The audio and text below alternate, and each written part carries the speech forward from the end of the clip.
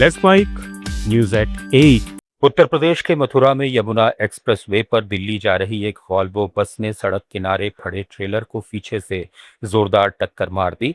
टक्कर इतनी भीषण थी कि बस का अगला हिस्सा ट्रेलर में करीब 8 फीट तक घुस गया और कई यात्री अंदर फंस गए। हादसे में बस चालक और कंडक्टर सहित 4 लोगों की मौत हो गई, जबकि 27 घायल हुए हैं। पुलिस और स्थानीय लोगों ने गैस कटर की मदद से करीब 2 घंटे तक रेस्क्यू चलाकर यात्रियों को बाहर निकाला। केरल के सबरीमाला मंदिर में सोने की चोरी के मामले में विशेष जांच टीम की अंतरिम रिपोर्ट में आपराधिक साजिश का खुलासा हुआ है। रिपोर्ट में त्रावणकोर देवस्थम बोर्ड के तत्कालीन अध्यक्ष और कुछ अधिकारियों समेत कई लोगों पर आपराधिक षड्यंत्र, विश्वासघात और जालसाजी के आरोप लगे हैं। सबूतों के आधार पर कोर्ट ने नई एफआईआर दर्ज करने की अनुमति दे दी है, जिसमें सोने की चढ़ाई के नाम पर मूल सोने को हटाकर उसकी हेराफेरी की बात कही गई है। असम के सोनापुर में wild life crime control bureau और सोनापुर फॉरेस्ट डिवीजन की संयुक्त टीम ने रात के समय एक रिसॉर्ट पर छापा मारकर 920 ग्राम गैंडे के सींग बरामद किए। यहां से एक टाटा नेक्सन गाड़ी, लैपटॉप, एटीएम कार्ड और मोबाइल फोन भी जब्त किया गया। इस सिलसिले में 3 संदिग्ध तस्करों को पकड़ा गया है, जो लंबे समय से इस जगह को तस्करी का अड्डा बनाकर इस्तेमाल कर रहे थे। प्रारंभिक जांच में पता चला कि बरामद गैंडे का सींग अवैध व्यापार के लिए रखा गया था। तमिलनाडु के तिरुवल्लुर जिले में अमोनिया गैस रिसाव की घटना के बाद झारखंड के 41 प्रवासी मजदूर फंस गए हैं।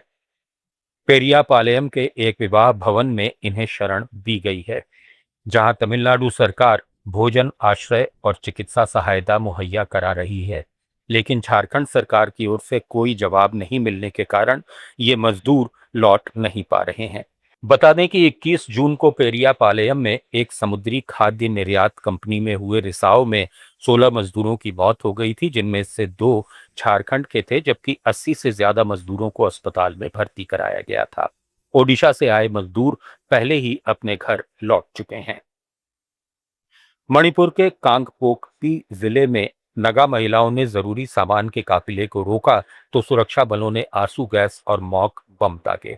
इम्फाल से मिली खबर के मुताबिक ट्रिलांग में सैकड़ों मशाल उठाए नगा महिलाओं ने मानव श्रृंखला बना ली और सुरक्षा घेरे में चल रहे काफिले को रोक लिया, जिसमें दवाइयां, राशन और अन्य जरूरी सामान कुकी इलाकों के लिए जा रहा था।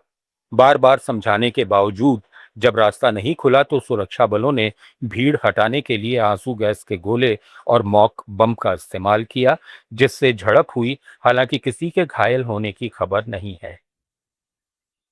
दिल्ली के इंदिरा गांधी अंतर्राष्ट्रीय हवाई अड्डे पर कस्टम विभाग ने करोड़ों रुपए का गांजा जब्त किया है। दिल्ली एयरपोर्ट पर कस्टम अधिकारियों ने बैंकॉक से लौटे 2 भारतीय यात्रियों के पास से करीब 16 किलो गांजा बरामद किया। जब्त किए गए मादक पदार्थ की अंतर्राष्ट्रीय बाजार में अनुमानित कीमत 5 करोड़ 56 लाख रुपए बताई जा रही है। इधर त्रिपुरा पुलिस ने नशीले पदार्थों की करीब 9 करोड़ रुपए की बड़ी खेप नष्ट की है। राज्य स्तरीय ड्रग डिस्पोजल कमेटी ने बोजंग नगर इंडस्ट्रियल एरिया में 451 आपराधिक मामलों से जुड़े नशीले पदार्थों को नष्ट किया, जिसमें करीब 11,000 किलो गांजा, 41,000 बोतलें खांसी की दवा, 2.25 लाख साइकोट्रॉपिक टैबलेट और 1 किलो 900 ग्राम हेरोइन शामिल थे। ये कार्रवाई कानूनी प्रक्रिया के तहत की गई। हालांकि राज्य में गांजे की अवैध खेती और सप्लाई चेन पर अंकुश लगाने को लेकर सवाल उठ रहे हैं और कुछ इलाकों में प्रतिरोध और राजनीतिक दखल की शिकायतें भी आ रही हैं। अरुणाचल प्रदेश के तिराप जिले में प्रतिबंधित संगठन एनएससीएन के निक्की सुमी गुट के 2 उग्रवादियों ने समर्पण कर दिया। दोनों ने खोंसा में सुरक्षा बलों और पुलिस के सामने हथियार डाले। इनमें से एक 32 साल का सेल्फ स्टाइल लेफ्टिनेंट और दूसरा 23 साल का सेल्फ स्टाइल सार्जेंट है। असम राइफल्स की खोंसा बटालियन ने खेती इलाके में खुफिया जानकारी के आधार पर अभियान चलाया, जिसमें 2 पिस्तौल, 8 कारतूस, 2 मोबाइल फोन और एक आधार कार्ड भी बरामद किया गया। समर्पण करने वाले उग्रवादियों को खोंसा पुलिस को सौंप दिया गया है, जहां सरकारी पुनर्वास नीति के तहत कानूनी प्रक्रिया पूरी की जाएगी। न्यूज एट 8 में फिलहाल इतना ही। जुड़े रहिए लेट्स माइक के साथ।